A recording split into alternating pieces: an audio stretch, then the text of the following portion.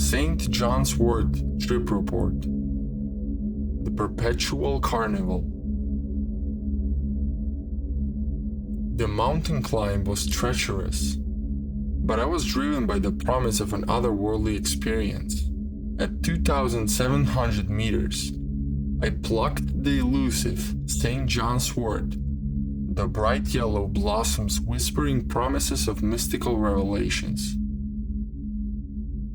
When I returned to my apartment, I went all out. I didn't just make tea, I concocted an elixir of legendary potency. I crushed an absurd amount of St. John's Wort, compressing it into a concentrated powder that could have given a normal human a full-on existential crisis.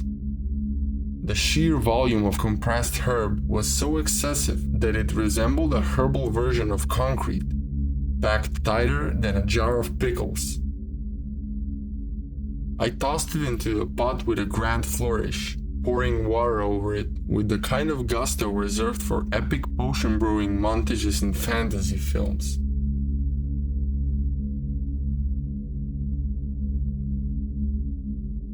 The result was a tea so dark and menacing, it could have doubled as an occult ink.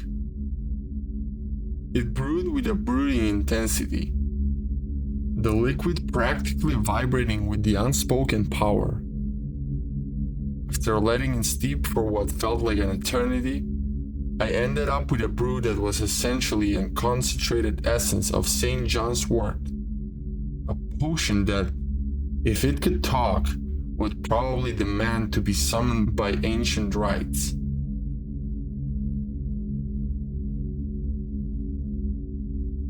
As night fell, I settled into bed, ready for what I hoped would be a transcendental journey through my subconscious.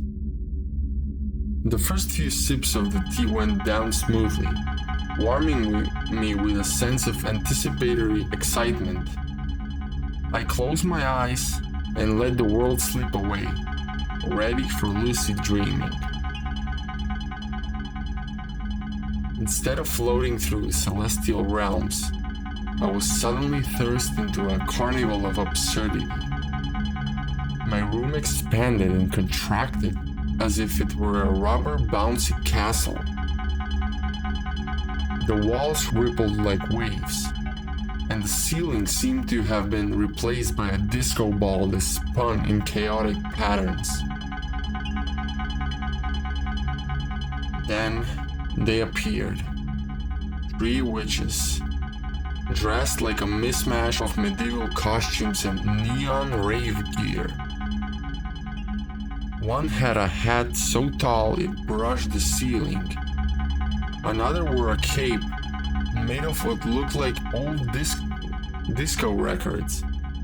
And the third sported a skirt made entirely of neon-colored feathered boas. They danced around me with exaggerated, almost cartoonish movements, their faces obscured by masks that looked like they'd been borrowed from a thrift store's Halloween section. The lead witch, with a top hat covered in LED lights, announced in a booming voice, "Welcome to the Perpetual Carnival of Chaos. We've been expecting you." Her words were punctuated by a series of wildly inappropriate sound effects, like boings and zaps. The room transformed into a carnival ground, complete with a popcorn machine that explored confetti and a cotton candy machine that spewed out an endless stream of what looked like multicolored spider webs. The witches performed rituals that seemed to involve a lot of twirling, juggling of flaming torches, which thankfully didn't light anything on fire, and chanting in a mix of gibberish and what sounded like an old-timey radio announcer's voice. "You drank the St. John's Wort tea. Now you must endure our endless show." tried to get up, but my limbs felt like they were stuffed with marshmallows. The witches continued their antics, one of them juggling rubber chickens while the other set off an alarm that played circus music on an infinite loop. I was caught in their bizarre performance, unable to escape the unending parade of ridiculousness. Are you enjoying our carnival? The third witch asked with exaggerated concern, waving a wand that shot out sparkles. It's a one-of-a-kind experience. As the hours dragged on, the carnival grew more absurd. The witches began performing skits involving slapstick comedy routines with oversized props and an inflatable dinosaur that bumbled around the room. The sound of laughter from the witches, combined with the relentless circus music and confetti showers, turned the whole ordeal into a chaotic, dizzying nightmare. Just when I thought it couldn't get any worse, the witches began their final act, a ritual involving a giant inflatable cauldron filled with what looked like jello and a troupe of tiny remote-controlled robots dressed as medieval jesters. They danced around the cauldron, chanting in what sounded like a mix of bad karaoke and avant-garde theater. Finally, as the first light of dawn began to creep in, the carnival slowly dissolved.